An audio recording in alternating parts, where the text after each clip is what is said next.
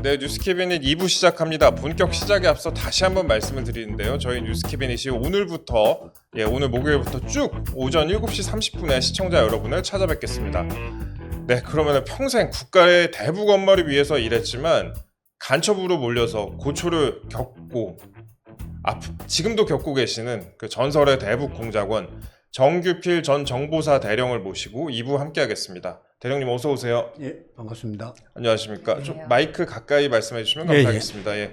아시는 분들은 아시지만 아직도 많은 분들은 이제 대령님이 어떤 일을 하셨는지 잘 모를 것 같아요. 그래서 제가 찾아보니까 대북 업무의 최고 에이스셨다 이렇게 알려졌는데 어떤 임무를 하셨습니까? 뭐 한마디로 밝히기는 좀 그렇고요. 예. 뭐랄까, 우리 일 자체가 그렇죠. 이렇게 막 노출해가지고 막 말을 해가지고 이건 이거다 이렇게 얘기할 수 있는 부분이 아니라서 그렇죠. 사실은 많은 시간을 할애해서 이해 못한 사람들한테 얘기하면은 네. 오히려 또 오해가 생길 수 있으니까. 네. 그래서 쉽게 생각하면은 뭐 젊을 때는 HID, 요새는 하도 뭐 강철부대, 네. 강철부대. 소문이 나서. 네. 근데 이제 우리 원래 일 자체가 대북 업무나 무슨 정보 업무가 비밀스러운 업무고 또 감춰진 일인데 예. 지금 시절이 좀 이상해져서 예.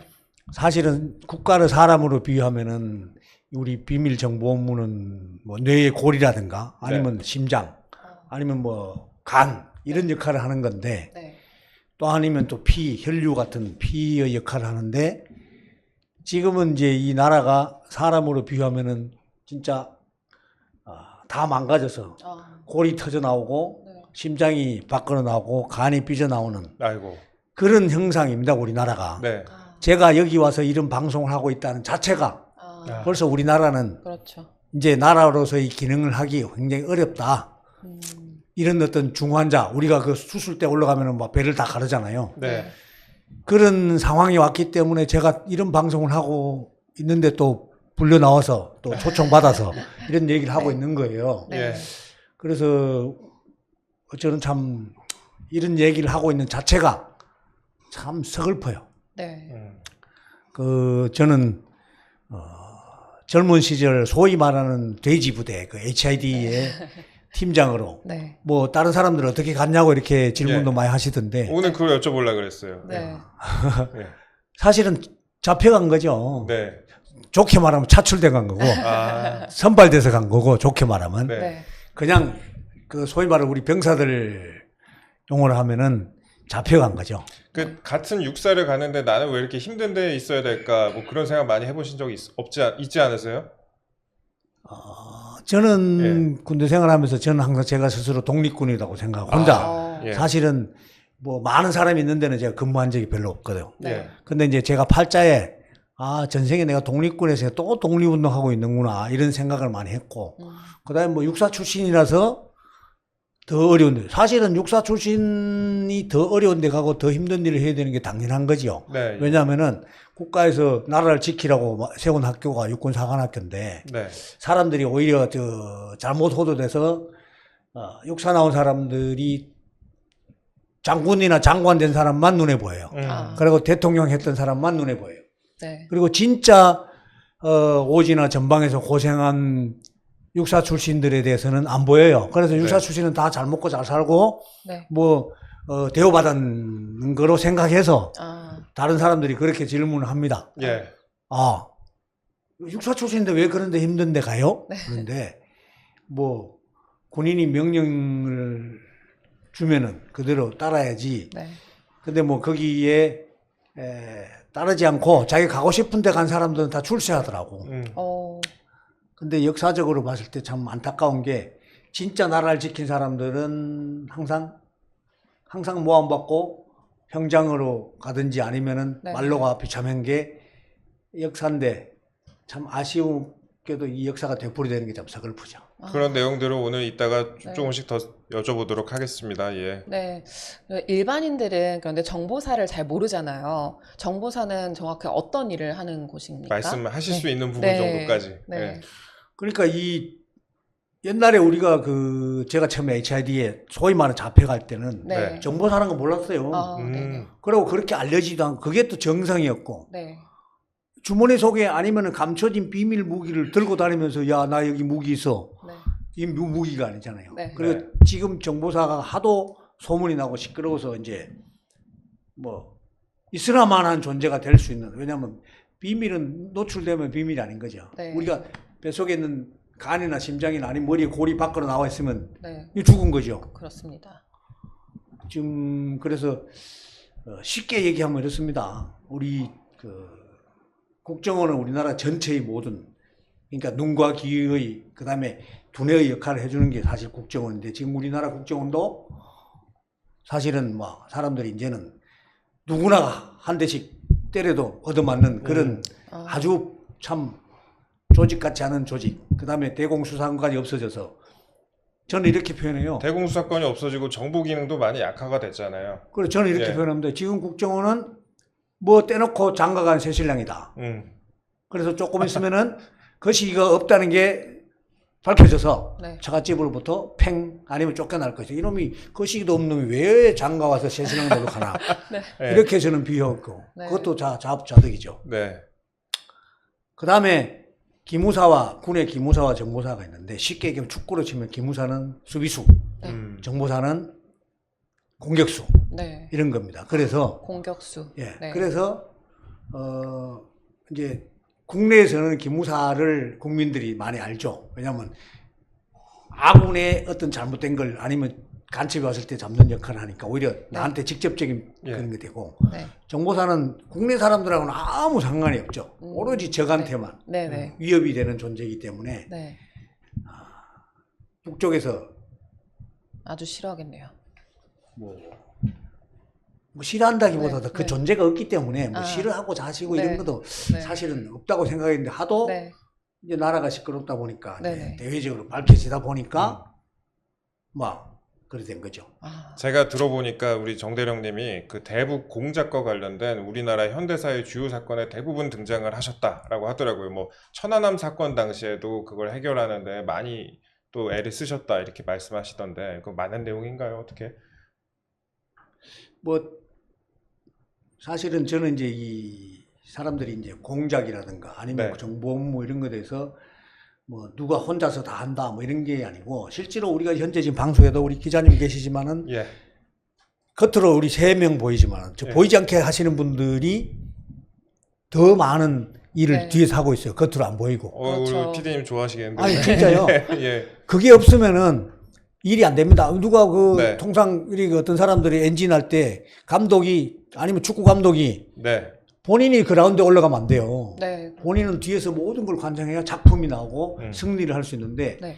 이 시대가 좀 요상하게 가다 보니까 이 감독이나 PD가 카메라 앞에 아니면 이렇게 얼쩡거리면 엔진 하잖아요. 네. 예, 예. 지금 우리나라 정보문도 마찬가지 그런 역사가 되는데, 이제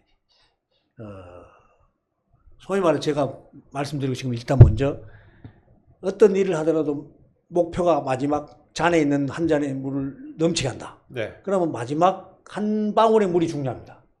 그죠? 네. 한 방울이 넘치려면. 네네. 근데 그 한 방울이 넘치기 전에 그 마지막 잔에 찰랑찰랑 찰 때까지의 물이 필요합니다. 네. 그거를 누가 하느냐? 어느 특정한 사람이 하는 게 아니고, 모든 그 주변에 베이스를 하는, 우리가 축구 경기나 아니면 영화를 하나 찍더라도 그게 진짜 승리를 하거나 작품이 되려면은 무수한 스텝들이 보이지 않는 역할을 해야, 그 다음에 마지막 소위 말 손흥민이가 골인을 탁 넣어야 그게 이기거든요. 네. 예. 그게 이제 모든 게 종합이 돼야 되는데, 마지막 골 넣은 사람도 중요하고, 그 다음에 그 골이 넣기 전까지 모든 과정이 준비가 돼야 골이 들어갈 수가 있는데, 네. 사람들은 골이 넣는 그 골 장면만 네. 생각나요. 그 순간만. 그렇죠. 네. 그래서 그런 걸 놓치기 때문에, 그런데 우리 소위 말하는 정보 업무나 공작 업무도 마찬가지거든요. 그래서 제가 했다는 거는 그 많은 것 중에 한 방울의 물, 그 역할을 제가 하는 거죠. 다른 사람들도 다 한 거고. 예. 천안함 사건 때는 근데 굉장히 그때 북한하고 완전 어려웠던 상황이잖아요. 네. 그때 심각했던 상황. 제가 뭐 거기에 무슨 역할을 한 건 아니고, 예. 실질적으로 제가 천안함 사건이 나고 나서 네. 선안원 폭침이 나고 나서 그것 때문에 소위 말해서 중국으로 밀파가 됐죠. 아, 밀파. 밀파. 예. 겉은 이제 속 임무가 밀파지 겉은 이제 무관이라는 타이틀을 예. 이제 만들어 가지고 대사관에 있는 무관. 예. 왜냐하면은 제 신분이 군인이다 보니까 네. 네. 과거에는 제가 소위 말해서 블랙 활동도 하고 신분을 감추고 중국으로 간 적이 있었지만은 네. 그때는 이제 또 시간이 많이 지난 이후라 그래서 천안함이 사건이 터지면서 남북 관계가 급속도로 냉각되고 모든 접촉 라인이 끊겼습니다. 네. 다 없어졌죠. 예. 그래서 소위 말한 우리 그 당시 정부의 상부에서 그때는 뭐 차출이 아니라 사실 선발돼서 제가 그 일을 할 사람은 그 당시에 제가 이제 대령이었는데 네. 정대령밖에 없지 않느냐 예. 이렇게 판단하셔가지고 제가 이제 주중무관부로 가게 됐었죠. 네. 당시에 이제 그때도 무관의 이제 그 자리가 사실은 2010년 1월 1일부터 없었습니다. MB 정부 들어오면서 무관들을 3분의 1을 축소하면서 아, 그래요? 예. 예. 뭐 과거를 욕하면 그렇겠지만 그 당시에 사실은 무관들은 보이는 첩보원이거든요. 네. 각국에 다 파견돼 있는데 그거를 뭐 어떤 분은 군대도 안 가시고 대통령 하시니까 그 군인들의 중요성을 해서 3분의 1을 그 당시에 무관들을 없애버렸어요. 예. 없애는 과정에 주중국 대사관에 있는 육군무관 자리도 동시에 없어져서 예. 제가 파견될 때는 빈 자리에 저걸로 갔죠. 파견으로. 파견으로. 그럼 블랙요원으로 만약에 가셨다 갖고 말씀을 하셨는데 블랙요원으로 가시면 그 대중이 생각하는 게 블랙요원으로 활동을 하다가 죽어도 뭐 대중에 알려지지도 않는다. 약간 뭐 별 같은 걸로 표시하고 뭐 이렇게 대중들은 알고 있잖아요. 그거 맞는 거예요, 그러면? 그냥 블랙 요원은 또 이제 원래 신분 자체가 네. 그 자기 신분을 가지고 아니고 그러니까 신분 자체를 뭐 위장이나 아니면 변조나 뭐 이렇게 한 거기 때문에 그게 밝혀지면은 국가적으로 좀 문제가 될 수도 있고 하니까 네. 이런 거죠. 뭐 예를 들어 우리 편이 가서 적지에서 죽었는데 보니까 신분은 뭐 대한민국 사람이 아닌 것 같고 아니면 일반 민간인 같고 네. 그러면 이제 국가에서는 우리 그런 사람 몰라 아. 이렇게 오리발을 내밀게 돼 있죠. 아. 네. 그래서 통상 이제 그런 거를 겉으로는 사실은 그렇게 포장을 해야 되지만 국가가 그런 거는 더더욱 끝까지 책임지는데 그러다 보니까 그 가족이나 이런 사람들이 대부분 말을 못하죠. 네. 그러고 있으니까 더더욱 무시하고 외면하고 그게 70년 지난 지금까지도 이어져 오고 있습니다. 그래서 저는 네. 해외에서 중국하고 북한에서 하는 거를 보다 보니까 대한민국은 아직 그야말로 국가다운 국가가 아니다. 이렇게 제가 이제 느끼고 있습니다. 왜 그러냐면은 아니 너무나 많은 그러니까 몰라서 뭐 국가에서 뭐 찾았는데 잘 해주려고 대우를 해주려고 했는데 네. 아니면은 뭐 그럴 수도 있던데 국가가 애서 외면하고 무시하고 그냥 또 죽었으니까 뭐 말 안 하니까 네네. 이게 지금 현재 대한민국에 보이지 않게 국가를 위해서 희생하신 분들의 현 주소입니다. 굉장히 안타깝습니다. 그러면 가족들을 돌볼 시간도 따로 또 많이 없으셨겠네요. 좀 그래서 항상 제일 미안한 게 제 집사람이고 네. 예. 지금 이제 그건 만 40년 사귄 지가 제가 1985년 육사 4학년 때 너무 스윗하세요. 사실은 만나서 네. 있는데 솔직히 말해서 친구들한테 딴 여자 같았으면 도망을 가도 수십 번은 갔을 건데 네. 네. 예? 오늘 아침에도 사실 새벽에 모르게 이제 집사람 어제 남편이 하도 이렇게 시달리다 보니까 네. 이제 그 간호조무사 네. 뭐 집사람 이런 얘기 하지만 간호조무사 시험을 봐서 네. 제가 이제 그 국정원에 이렇게 압수수색 당하고 재판 받고 있으니까 이제 생계가 그렇잖아요. 네. 네. 그래서 간호조무사 시험을 봐서 지금 간호조무사를 열심히 하고 있는데 어제 네. 이제 통상 퇴근이 밤 11시거든요. 네. 아니면 밤 시험은 이제 아침에 오고 어제 이제 밤 늦게 와서 새벽에 이제 자는데 이제 제가 일찍 나오면 좀 시끄러운 깨니까 살짝이 네. 왔는데 또 오는데 전화 왔더라고 어디 갔냐고. 어, 그래서 나 지금 걱정을 많이 아직도 하시는군요. 배려하시면서 또 더 주무시라고 배려해 주시고. 아니 배려하는 게 아니라 네. 그동안 제가 못한 게 너무 많아서 네. 사실은 하도 힘든 일을 너무 많이 겪으셔갖고 슬프세요. 이제 네. 혹시나 무슨 일이 있으실까 봐 그렇게 생각하시는 거 아니겠어요? 뭐 하여간 그 네. 얘기를 하려면 책을 몇 권 쓰고 영화를 찍어야 되는데 그 제가 위험한 일을 한다 네. 이것만 알지 구체적으로 무슨 일을 하는지는 모르죠. 아, 가족들에게도 다 비밀이니까요. 제가 어릴 네. 때는 제가 큰 딸이 이제 지금 34살인데 네. 제가 소령 때까지는 그러니까 걔가 초등학교 2학년 때까지는 아빠가 군인인 거 몰랐어요. 아, 아니 우리 친구들은 다 군인인데 왜 우리 아빠만 군인이 아니지? 아, 그래서 계속 왕따했대요. 네. 유치원에서 자기만 마음속으로. 그런데 어느 날 집에 와서 보니까 아빠 육사 앨범 있는 거야. 네. 네. 그래서 그 다음날 육사 앨범 보면은 그 제 군복 입고 이제 훈련 받고 있는 사진이 있거든요. 그러니까 걔가 이제 자신감을 가지고 유치원 가서 친구들한테 큰 소리 쳤다는 거야. 야 까불지 마. 우리 아빠도 옛날에는 군인이었어. 옛날에는 그렇게 했죠. 아이고 참 근데 그러면 굉장히 위험했던 순간도 많이 있었을 것 같아요. 지난 40년간의 군생 활동안. 뭐 지나고 나면 죽을 뻔 거기 엄청나게 많았죠. 예. 그 당시에는 네. 그 당시에는 뭐 그게 죽는지 사는지도 모르는 그런 상황이었고 그게 네. 이제 뭐 특히 이제 HID 훈련하고 이럴 때는 낭떠러지 이런 데도 많이 떨어져 봤고 아이고. 근데 그때는 이게 죽는구나 네. 그렇게 생각했는데 근데 뭐 또 안 죽더라고 이게 팔자가. 낭떠러지에서 떨어졌을 때요. 그리고 특히 이제 또 네. 중국의 이제 소위 말하는 블랙 네. 그런 것도 다 기억 속에 묻었는데 네. 또 이런 사건에 휘말리고 보다 보니까 자꾸 이제 그게 감춰졌던 과거가 자꾸 드러나서 네. 그때 그렇게 힘들고 고통스러웠던 것이 네. 오히려 뭐 이게 뭐랄까 단련이 돼서 다른 사람들이 그럽니다. 야, 당신 이렇게 힘든 걸 어떻게 버티고 있냐. 자살하는 사람도 많은데. 네. 근데 저도 모르게 그거는 그냥 뭐 옛날 비교하면 이거야 뭐 아무것도 아니지.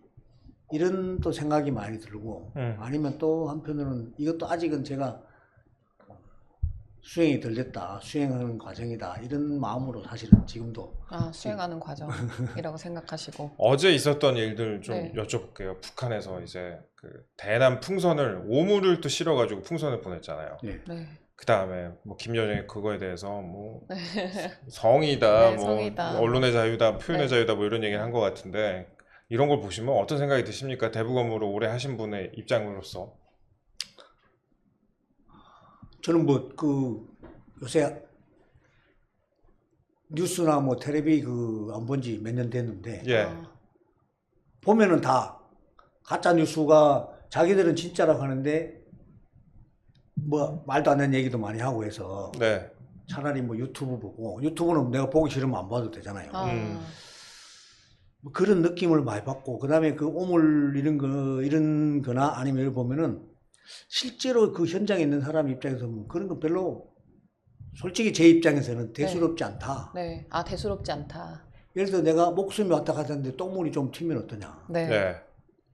지금 저는 그렇습니다. 우리나라 국가안보나 모든 데 보면 계속 초점이 흐려져 있다. 네. 주는 그거 아닌데 네. 지금 과거 정부나 뭐든 보면은 항상 그 핵심을 벗어나서 핵심을 벗어나서. 네. 죽느냐 사느냐 문제 가가지고 네. 이게 무슨 뭐 좀 지저분하나 더럽냐 이런 데만 초점을 두다 보니까 뒤에 무수히 죽어가는 시체는 안 보이는 거죠. 그런 관점에서 보면은 네. 저는 언론이 아니면 뭐 다른 데서 뭐 북한에서 오물 보냈다. 네. 그거는 시선 돌리기죠. 시선 돌리기. 시선 돌리기.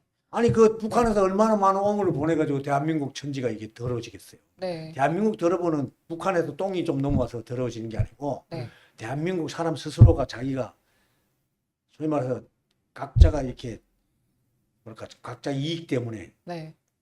배신하고 네. 뒤통수치고 아, 뭐 이래서 이 사회가 오염된 게 더 훨씬 더럽고 지저분하지.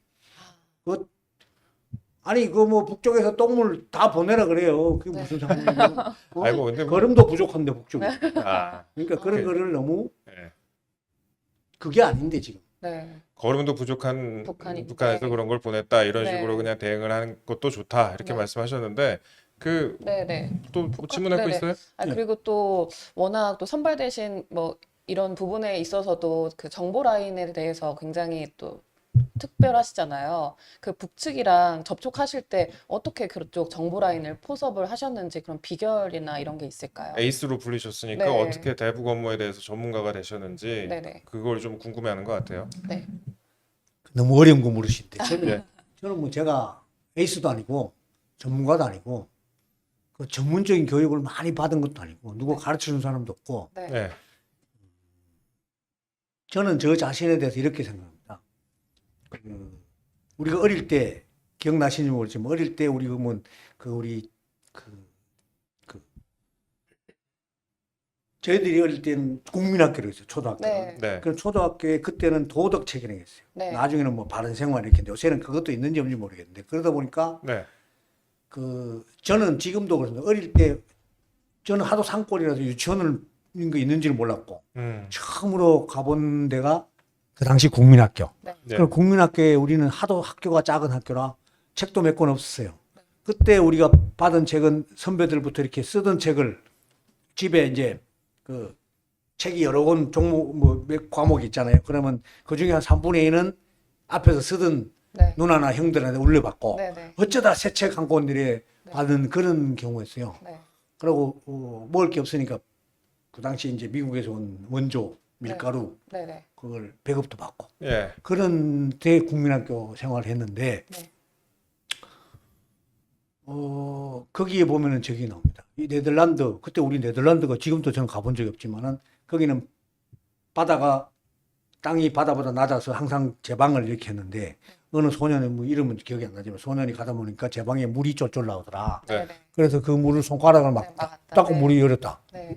본 적 있죠? 네, 맞습니다. 그래 하다 보니까 몸 전체를 막고 있는데 네. 애들이 그 마을 사람들이 실종이 됐다 해가지고 나중에 찾아가지고 보니까 그 친구가 그걸 끝까지 이제 거의 기진맥진해 죽을 때까지 그거를 물론 죽지는 않았지만은 네. 막고 있더라. 네. 예.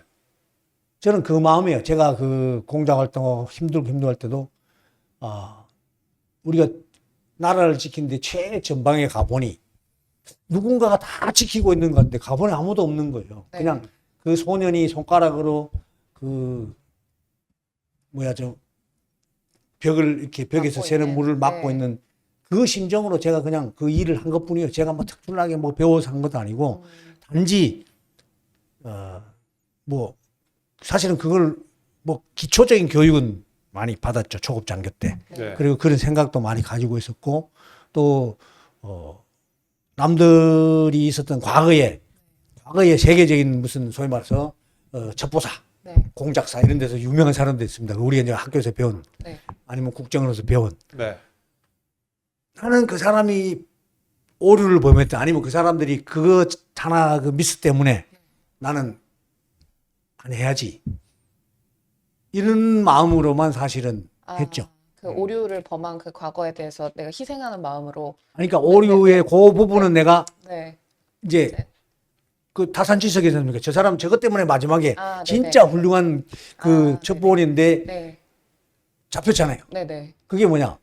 옛날에 그 일본의 그 독일의 제일 유명한 쪼르기라는 우리가 이게 본 사람 아는 사람 아는데 그 2차 대전 때 일본에서 활용한 쪼르기라는 사람이 있어요.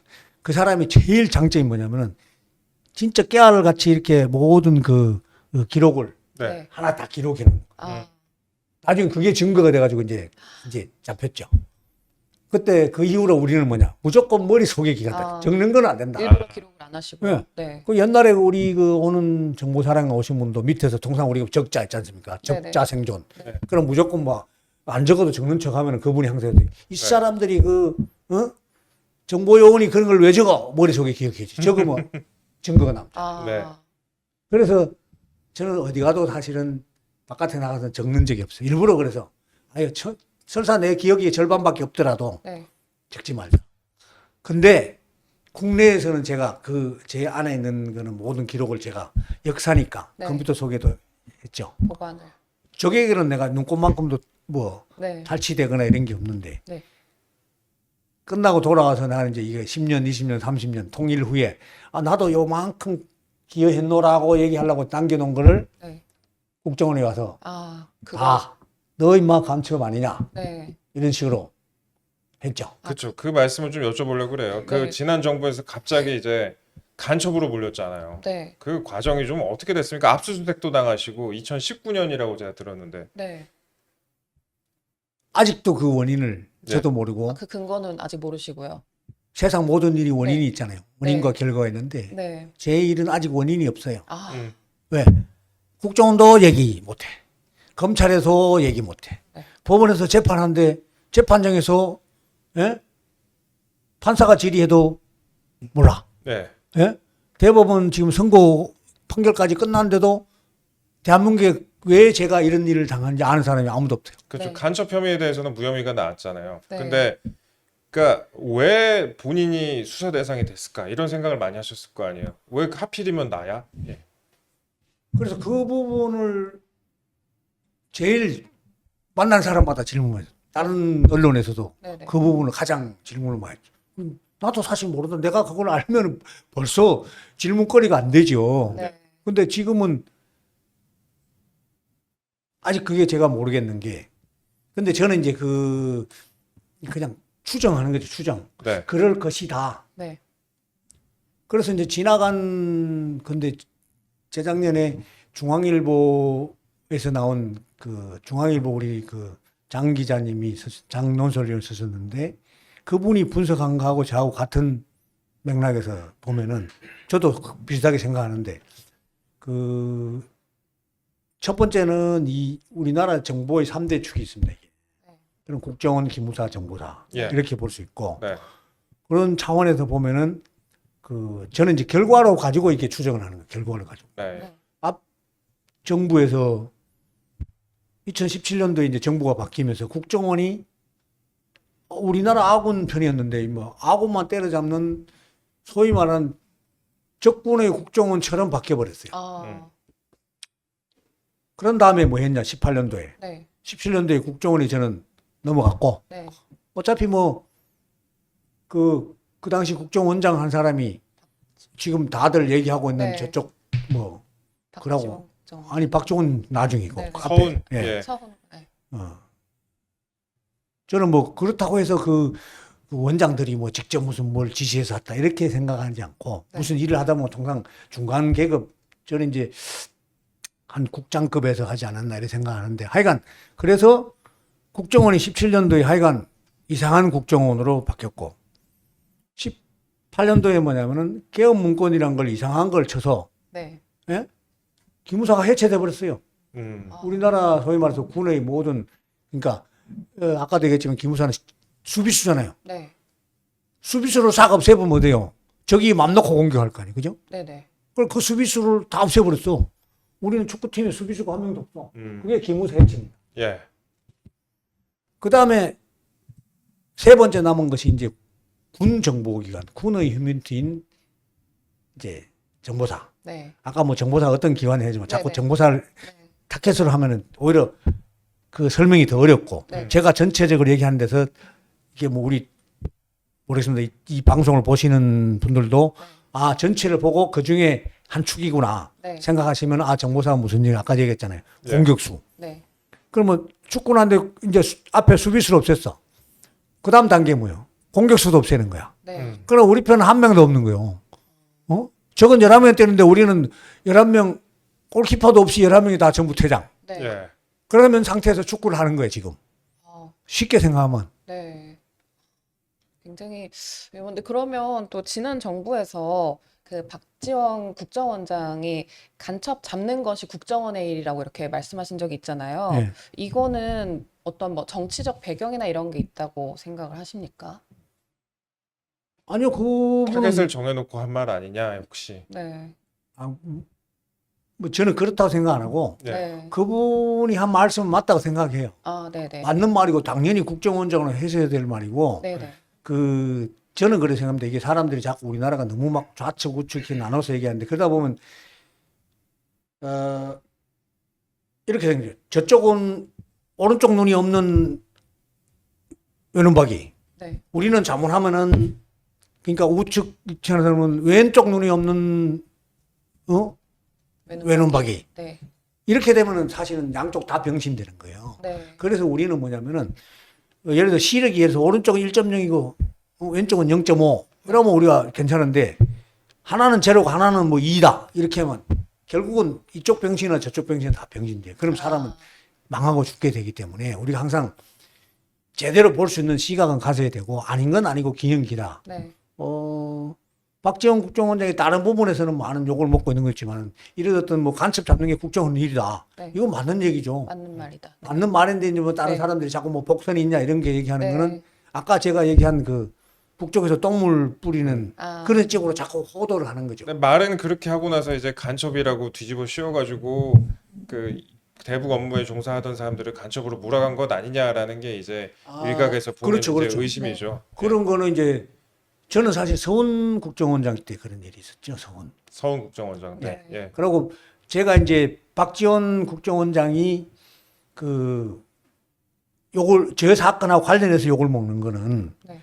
그 국정원장이 되고 나서 그러니까 제 사건이 있은지 그러니까 법원 그러니까 검찰에서 예. 간첩 행위가 무혐의 된 지 2월이니까 10월 달 한 8개월 이후에 예. 국회 그 국정감사 아니면 저 정보위의 보고 자료에 제 문제가 모든 게 군에서도 그런 사실이었고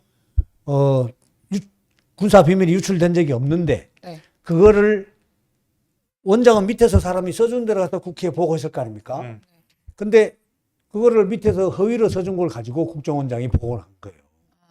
보면은. 네. 그럼 어떻게 보면 박지원 국정원장도 개인적인 입장에서 굉장히 서운하고 괘씸한 놈들이지. 네. 그리고 국정원장한테 허위 보고해서 허위 보고를. 거기서 국정원장이 국회에다 허위 보고 이거는 사실은 국가의 어떤 존망이 달린 진짜 그거 아니고 또 다른 문제를 그렇게 보고서 국가가 네. 망하게 되잖아요. 네. 네. 그것도 국정원인데. 그래서 저는 생각하는 게 뭐냐면 그 당시에 그 박지원 국정원장한테 그 보고를 했던 놈들을 잡아서 찾아서 네. 그 놈들은 진짜 단죄해야 된다. 보고를 했던. 예, 분들은. 그래서 네. 제가 사실은 박지원 국정원장님이 그 당시에 계실 때 네. 다른 걸 뭐 성향을 떠나서도 이거는 어차피 국가의 모든 정보기관의 수장한테 허위 보고하는 놈들을 자작해가지고 제가 그 사실을 그 당시 박지원 국정원장 알리려고 노력을 했었어요. 네. 그분하고 친한 분하고 이렇게 전달해서 자문하면 당신이 나중에 지나고 나서도 국정원장 할 때 당신은 허수아비고 완전히 그 농락당한 국정원장으로 찍힐 수 있으니 네. 좀 알아서 이거는 이거는 다른 어떤 뭐 무슨 성향의 문제가 아니고 네. 이거는 국가의 기본 틀이다라고 네. 알려드리려 했는데 결국은 전달이 안 돼가지고 본인도 전달이 안 모르시죠. 됐으니까. 근데 제가 네. 만약에 박 원장님이 지금 이 방송을 보면은 네.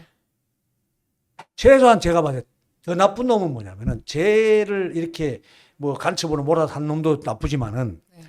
그 나쁜 놈이 결국은 허위 보고한 놈들일 거예요. 허위 보고 한 네. 분들. 그러면 네. 이 서훈 원장이나 그 다음에 그분들한테 이제 허위 보고를 했던 사람들이 이 방송을 꼭 봤으면 좋겠다. 예. 허위 보고한 놈들을 잡아서 그 네. 앞에 단죄를 해야 예, 된다. 서훈 국정원장이든 박지원 국정원장 그분이 국가의 그 당시에 국가의 국가 원장이었으면은 네. 그 당시에 그분들한테 물론 뭐 다른 면에서 뭐 사람들이 뭐 욕하는 부분도 있지만은 떠나서 네. 이 사건에 대해서 처음에 사건을 도모하고 이놈들은 뭐냐면은 그 어떤 그 말도 안 되는 허위적인 것을 만들어서 자기네 그 비위 사실을 감추기 위해서 검찰에서 무혐의 나온 사실을 가지고 네. 그거는 이제 무혐의 났으니까 자기들이 그냥 가만히 있으면 자기들이 비위가 들통날 수 있잖아요. 그러니까 별것 말도 안 되는 걸 검사하고 청탁해서 기소를 해서 결국은 대법원까지 가서 아닌 사실을 끝까지 우겨서 뭐 이런 식으로 된 거죠. 이게 당시에 압수수색 얘기 잠깐만 좀 예, 여쭤볼게요. 그 미국 캐나다에서 돌아오시고 바로 다음 날에 뭐 차를 뭐 받았다 이런 식으로 들이받았다 이런 식으로 전화를 누가 해가지고 나가봤더니 압수수색을 이제 그때부터 들이닥쳤다. 저는 그렇게 기사를 읽었거든요. 당시 상황 설명 좀 간단하게 좀 그럴까요? 부탁 좀 드릴게요. 예. 네. 뭐 일이 너무 많아서 저도 자꾸 왔다 갔다 하는데 제가 압수수색 잘 알아요. 예. 제가 그 이제 마이크 조금만 가까이. 예. 예. 그 큰딸이 캐나다에 이제 예. 그 6개월 연수 갔다가 네. 그게 2013년도입니다. 연수를 갔다 이제 대학을 졸업하고 잠깐 연수를 갔는데 가보니까 이제 자기 엄마가 엄마 내가 보니까 이 나라가 너무 좋아. 그래가지고 그냥 여기서 공부 좀 더 할래. 네. 그래가지고 이제 거기서 공부 좀 더 하고 눌러가지고 뭐 알바하고 이래서 학교 다니다가 또 거기 지금 이제 결혼했는데 그 지금의 남편을 만나서 네. 이제 상견례를 한다는 거예요. 상견례. 예. 근데 그게 2019년 이제 4월인데 제가 이제 2019년 3월 31일부로 이제 제대를 했습니다. 네. 원래는 2020년 8월 31일이 제대인데 제가 이제 독립군 생활이 너무 힘들어서 제대를 하고 독립. 예. 아유. 좀 그래서 이제 고생하셨죠. 처음으로 이제 딸이 이제 캐나다 간 지 6년 만에 예. 처음으로 이제 집사람하고 캐나다를 가. 저는 중국 말고 다른 나라는 가본 적이 없어서 평생 한 아이고. 번도 안 가보셨습니까? 예, 뭐 그래가지고 6년 동안 한 번도 안 가니까 네. 시댁들 쪽에서 쟤는 고안가 뭐 이렇게 얘기한대요. 아이고. 그래서 이제 어쩔 수 없이 이제 그 상견례를 하고 네. 돌아왔습니다. 돌아와서 그게 5월 13일 저녁 8시 한 반 됐죠. 집에 오니까. 네. 그래가지고 이제 그냥 시차도 적응 안 되고 그 다음날 아침에 한 7시 한 50분 제가 이제 밖에 일이 있어 잠깐 나가려고 하는데 집사람은 이제 밖에 쓰레기 버리러 나갔고. 네. 근데 갑자기 전화가 왔어요. 지금 저희들이 그 당신네 차를 박아서 네. 잠깐 내려와 보셔야 된대 그래. 그러니까 내가 막 저는 옷을 입고 있는 상황이라 우리 집사람 밖에 내려갔으니까 보세요. 이렇게 이제 간단하게 했는데 그러면서 문을 열어줬어요. 예. 그러니까 문을 열어주니까 뭐 시커먼 놈들이 그냥 우르르 쏟아 들어왔죠. 몇 명이나 들이닥쳤습니까? 저는 몰랐는데 나중에 우리 집사람이 이제 세어보니까 21명이다. 21명. 예. 국정원에서 나온 거죠. 그렇죠. 국정원이라고 하고 네. 했어요. 그래가지고 저는 이제 직감적으로 제가 대부분을 오래 하다 보니까 오히려 또 오해가 있을 수 있다. 네. 이래가지고 제가 2013년 3월 초에 박근혜 정부 초에 안보실장님이 김장수 네. 장관님이셨는데 그분한테 제가 천안함 사건 이후에 제가 그러니까 천안함 사건 이전부터 제가 그동안 배경이나 쭉 해서 보고를 한 게 있습니다. 정부가 그 당시에 이제 네. MB 정부에서 박근혜 정부로 바뀌어서 네. 예. 그 보고한 자료가 제가 활동에는 가장 핵심적인 내용을 그 당시 청와대에 보고했던 내용이기 때문에 네. 이것 때문에 나를 혹시 오해할 수 있겠다. 이런 이제 생각에서 그 파일을 줬죠. 네. 근데 하여간 그러고 나서 뭐 온갖 것 먼지 하나까지도 다 들어갔죠. 네. 네. 그러고 이제 보니까 21명은 어떻게 확인됐냐. 집사람이 21명이래. 그래서 나는 그 와중에 우리 사람 대단하다. 그 와중에 또 사진도 몇 카트 찍어놓고. 대단하시네. 예. 그 다음에 이제 그 다음 날 이제 포렌식하고 뭐 조사한다고 국정원 오라해서 가서 네. 이제 사람들이 이제 막 저 앉혀놓고 막 이제 아직 이제 조사 중이니까 이제 막 네. 들락날락 하잖아요. 그런데 우리 집에 온 사람들 유심히 세어봤어. 세어보니까 17명이더라고. 17명. 17명. 예. 그래가지고 몇 명 안 보이네. 그래 가만 세어보니까 나중에 딴 사람한테 물으니까 그 중에 3명이 군에서 군에서. 예, 군 기무사에서 나온 사람이 3명. 기무사에서. 네. 예. 또 한 명이 누구냐? 119 대원. 119는 왜? 혹시나 무슨 일 있을까봐. 아니 압수수색 하면 119 하면 다 쓰러진대요. 예. 그래가지고 가만 보니까 119가 밤새도록 그러니까 22시간 동안 우리 테이블에 계속 앉아 있었거든. 가만 쓰러지는 걸 생각하니까. 대비해서요. 예.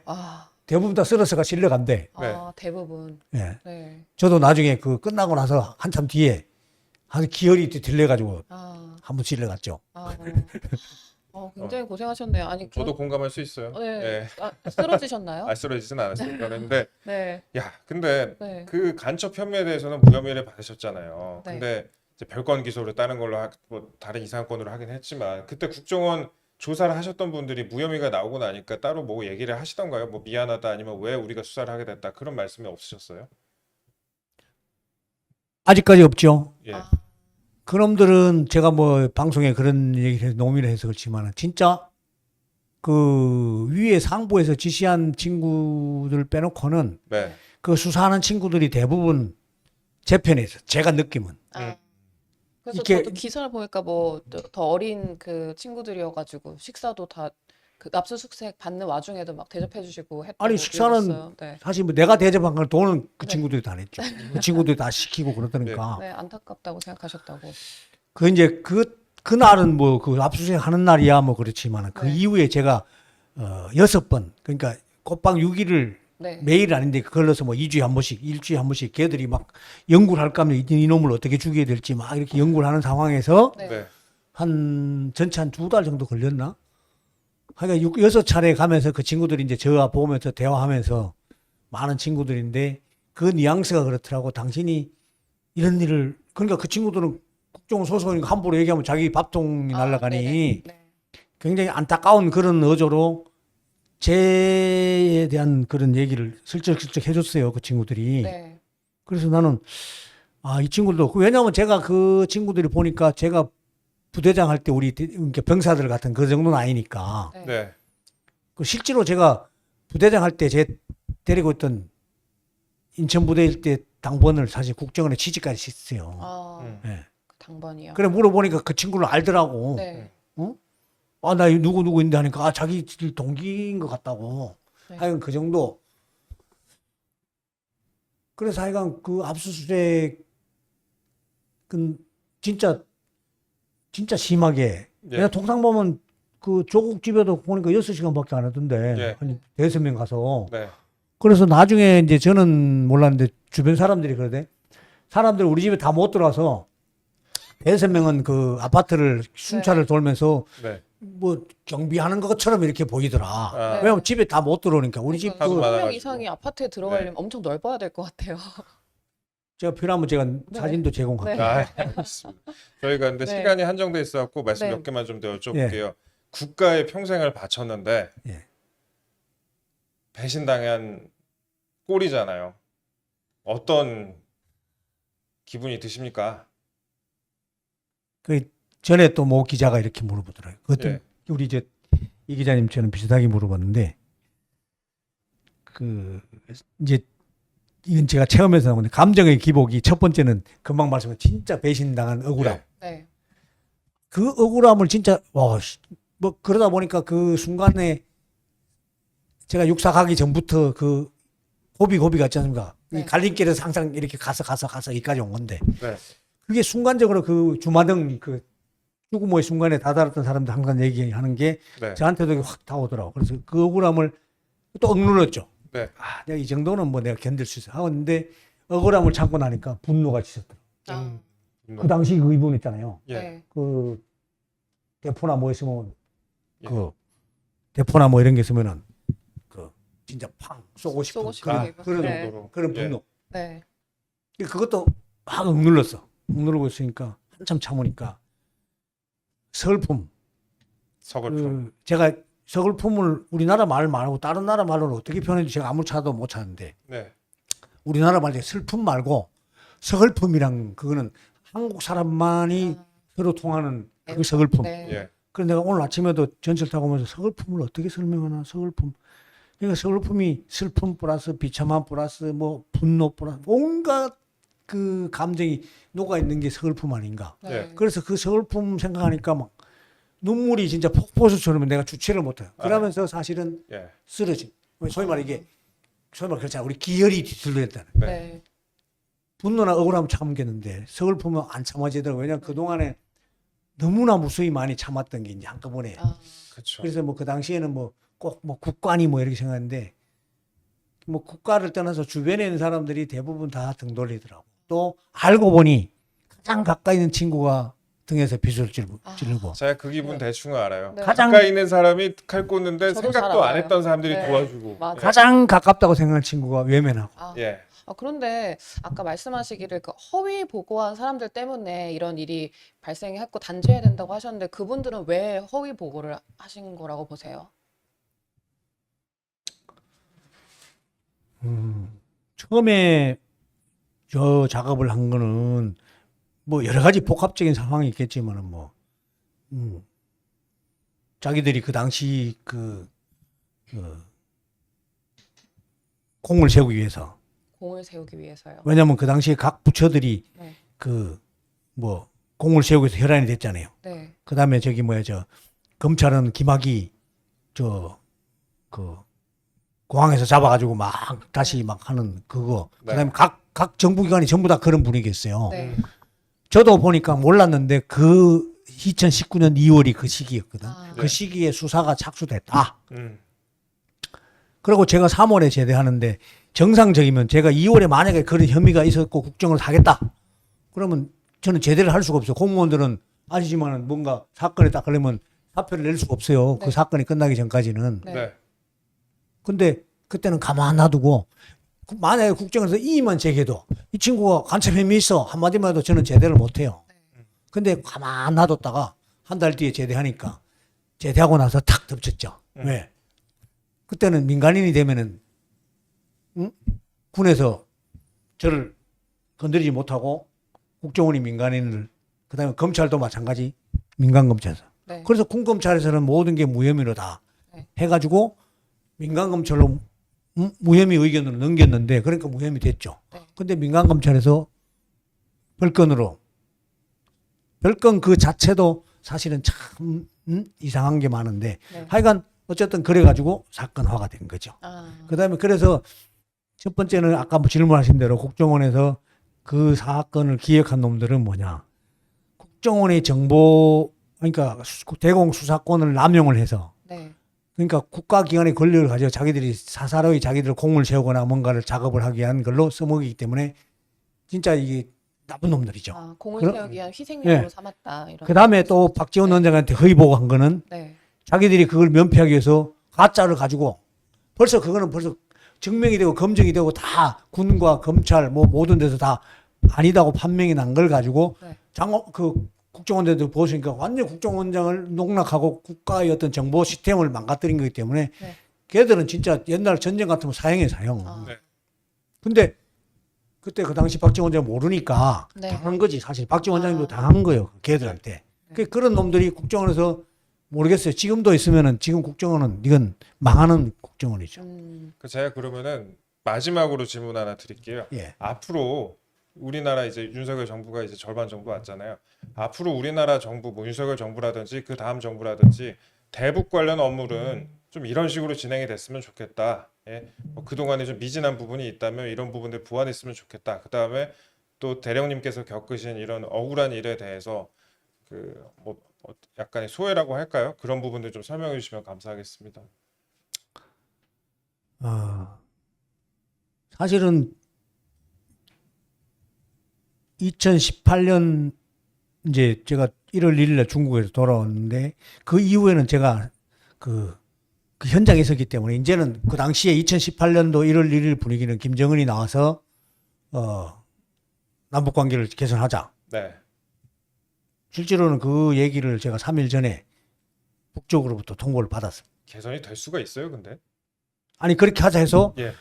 뭐 그 이후에 개선이 잘 될 거라고. 왜냐면 이제 뭡니까? 지금은 시간이 없기 때문에 뭐 나중에 또 기회 있으면 얘기하겠지만은 그다음에 동계올림픽도 되고 뭐 문정부가 잘한다 했잖아요. 네. 결국은 잘한다 해가지고 남북 연락 사무소까지 폭파되는 최악의 상황까지 거꾸로 갔죠. 예. 뭐 그런 상황이라 이제 뭐 저는 아니지 뭐 다른 사람들이 잘 하겠거니 하고 저는 더 이상 그쪽은 안 돌아보겠다 해가지고 예. 금방 질문하신 데서 제 관심을 아. 안 가지고 물론 제 생각은 있지만은 더 이상 뭐 제가 이제 퇴직을 하고 이제 예. 제대로 했는데 뭐 자꾸 감나라 판나라 하느냐. 네. 아, 방금 말씀하신 내용을 사흘 전에 들으셨다고요? 그 다음에 기회 있으면 제가 네. 말씀드리겠습니다. 예. 그 내용이 중요할 것 같아요. 예. 근데 저는 이제 제대하고 나서는 군 쪽에는 이제 더 이상 신경 쓰면 이제 진짜 귀걸해서 있잖아요. 돌아가서 네. 농사나 짓고 아니면 진짜 참 못한 이제 수행이나 하고 뭐 절에 가서 목탁이나 한번 쳐보고 이런 생각을 했었는데 네. 아니나 다를까 하늘이 너 이놈 아직 할 일이 남아서 군대 아직 못 떠나 이래가지고 네. 그래서 제대하자마자 한 달 만에 다시 잡혀서 현재까지도 그 네. 굴레를 못 벗어나고 있거든요. 근데 그러다 보니까 현 정부가 바뀌고 나서 모든 사람들은 제가 이제 앞 정부에서 그런 일을 당했고 현 정부가 되면은 다 잘 될 것이다. 야, 정부가 바뀌었잖아. 이랬는데 제 일에 관해서는 딴 거는 제가 감히 뭐 얘기하면 괜찮은데 제 일에 관해서는 바뀐 게 없고 더 하더라. 아, 더 하더라. 왜 그러냐? 네. 재판 1, 2, 3심을 전부 다 현 정부에서 했거든요. 아, 물론 앞에서 기소하고 막 작업을 한 거는 네. 문 정부였지만 현 정부가 들어오면 모든 사람들이 의아하게 생각하는 거예요. 야, 다 해결됐지? 네. 네. 예? 다 그렇게 물어봐요. 네. 아, 그래가지고, 아, 이제 더 좋아질 거야. 아, 정부 바뀌었잖아. 아니, 그래도 지금 정부는 좀 정신 차린 정상적인 정부 아니겠느냐. 네. 이렇게 얘기해요. 아, 바뀐 건 아무것도 없다. 네. 네. 왜 그러냐. 제가, 1심 나기 바로 며칠 전에 제 문제에 대해서 소위 말해서 대통령실에 청원을 했습니다. 그래서 네. 시민사회 수석도 만났고요. 제발 이런 거는 좀, 좋아, 내 잘못했으면 내가 책임지고, 응? 처벌 받겠다. 그렇지만 네. 진실은 밝혀달라. 아직까지는 못 밝히고 있죠. 아, 그래서 제가 국정원 측에도 제가 서류 같은 것도 제출했고 지금 대통령실에도 2년 전에 제출했고 네. 심지어는 대법원장님한테도 상소문을 썼습니다. 상소문. 네. 하여간 저는 네. 잘못한 걸 봐달라는 게 아니고 네. 그냥 진실을 좀 밝혀주라. 네. 그게 자유평등 정의 그 네. 대법원 그 앞에 서 있잖아요. 제가 네. 대법원 앞을 30년 동안 걸어서 왔다 갔다 했는데 네. 30년 만에 처음으로 한번 들어가 봤습니다. 그래서 네. 네. 앞으로 자유평등 정의가 지켜지는 이 정부가 됐으면 좋겠고 네. 네. 정말 우리나라가 이름 없이 이렇게 쓰러져 갔거나 아니면 그렇게 숨겨져 있는 사람들이 정부가 챙기지 않으면은 저는 이렇게 생각합니다. 111층인 저 롯데 빌딩의 껍데기 위에 잘 보이는 게 중요한 게 아니고 밑에 지하에 있는 10층, 20층 지하실에 있는 그 기초가 네. 그게 사실은 이 네. 보이지 않는 정보업무를 하는 사람들인데 그런 것에서 버티게 않으면은 네. 위에 보이는 거는 사실은 금방 넘어갑니다. 네.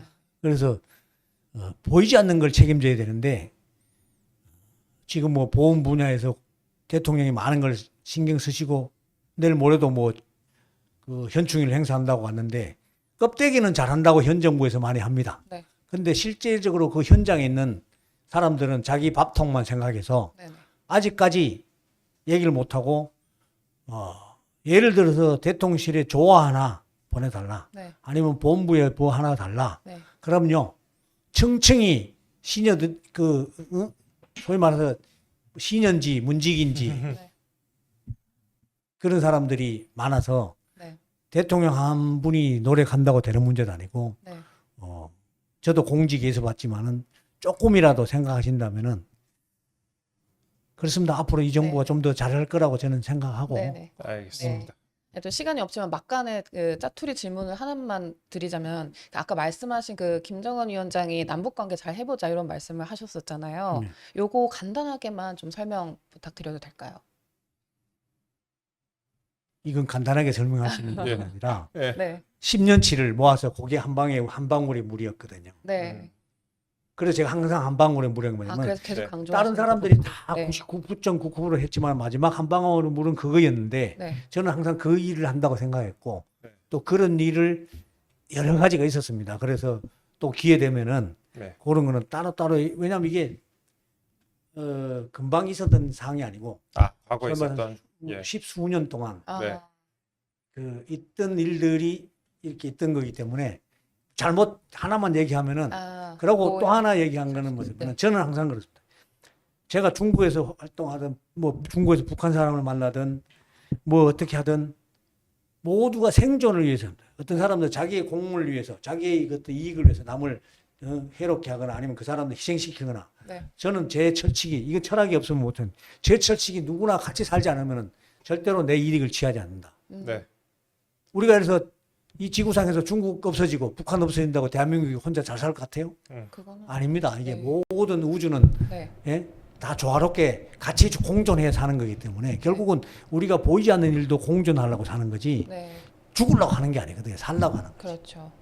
그래서 앞으로 우리 이 그 방송이 오늘 아침에 처음 한다고 들었는데 네. 원래는 저녁에 하다 아침으로 처음 예, 옮겼습니다. 그래서 제가 참 운 좋게 또 아침에 네. 오는 좋았는데 아침에 새벽 5시 일어나고 오늘 힘들더라고요. 그래서 아유 감사합니다. 정말 예, 이 죄송합니다. 방송이 예. 제가 조금 전에 우리 저 밖에서 얘기했는데 우리 그 매일신문은 제 우리 학교 다니는 대구가 거주지인 네. 우리 일제시대 때부터 있었죠. 네. 네, 예. 그래서 제가 그랬습니다. 우리나라 신문 중에 이름이 가장 큰 게 매일신문이다. 이게 사람들은 대구니까 지방지인데 지금 뭐 어떤 방송을 조그만 타이틀을 하지 말고 이 매일신문이 진짜 매일신문의 사장이나 주주님이 제대로 생각하면 지방지로 하지 말고 우리나라 국내 신문을 대상으로 하지 말고 전 세계를 전 우주를 상대로 매일해라. 이 매일이라는 것은 우주적인 용어입니다. 네. 예. 예? 그래서 그게 돼서 우리 열심히 하겠습니다. 예. 이 방송이 네.